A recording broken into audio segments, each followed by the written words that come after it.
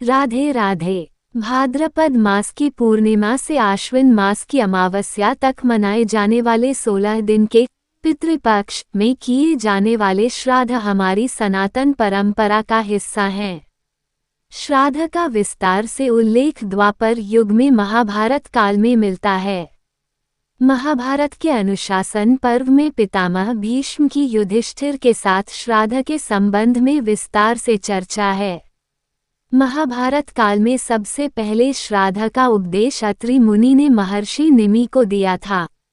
इसे सुनने के पश्चात ऋषि निमि ने अपने पुत्र का श्राद्ध किया। इसके अलावा महाभारत के युद्ध के बाद श्री कृष्ण के कहने पर पांडव उनके जीवन काल में सोमवती अमावस्या कभी नहीं आई। इससे क्रोधित होकर युधिष्ठिर ने सोमवती अमावस्या को श्राप दिया कि आगे से वर्ष में एक बार सोमवती अमावस्या अवश्य आएगी। यही नहीं, इससे पूर्व त्रेता युग में सीता द्वारा दशरथ के पिंडदान की कथा भी सर्वविदित है। लेकिन पितृपक्ष की शुरुआत महारथी कर्ण के जीवन से जुड़ी है।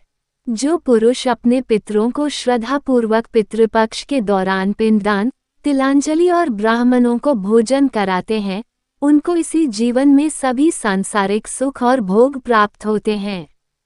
मृत्यु के उपरांत भी श्राद्ध कर्म करने वाले गृहस्थ को स्वर्गलोक, विष्णु लोक और ब्रह्मलोक की प्राप्ति होती है।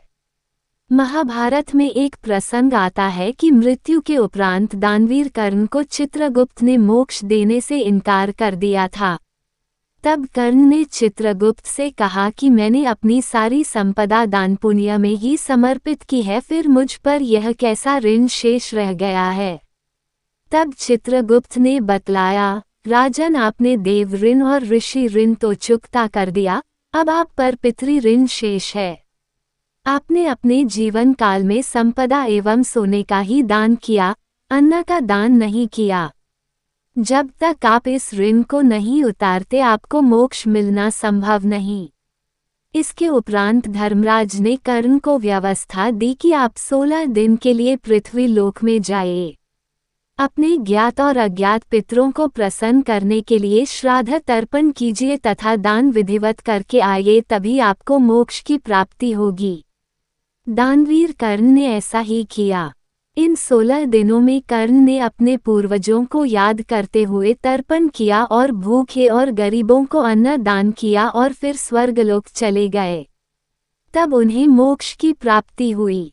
ऐसी मान्यता है कि तभी से 16 दिन का पितृपक्ष मनाने की परंपरा चल रही है और इस दौरान लोग अपने पुरखों को याद कर भोज का आयोजन करते हैं। साथ ही इस बात का भी ध्यान रखना चाहिए कि पितृपक्ष के दौरान यदि कोई भिक्षा मांगने आए तो उन्हें कभी खाली हाथ नहीं जाने देना चाहिए। नोट, गरुड़ पुराण में कहा गया है कि अमावस्या के दिन पितृगण वायु रूप में घर के दरवाजे पर दस्तक देते हैं।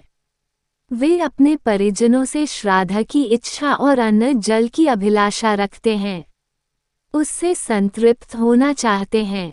सूर्यास्त के बाद वे वापस लौट जाते हैं। पितृ इतने दयालु होते हैं कि कुछ भी पास न हो तो दक्षिण दिशा की तरफ मुंह करके आंसू बहा देने से ही तृप्त हो जाते हैं। इस समय सूर्य कन्या राशि में स्थित होते हैं। इस अवसर पर चंद्रमा भी पृथ्वी के काफी करीब होता है। चंद्रमा से थोड़ा ऊपर पितृलोक माना गया है। सूर्य राशियों पर सवार होकर पितृ पृथ्वी लोक में अपने पुत्र पौत्री के यहाँ आते हैं तथा अपना भाग लेकर शुक्ल प्रतिपदा को सूर्य राशियों पर सवार होकर वापस अपने लोक लौट जाते हैं।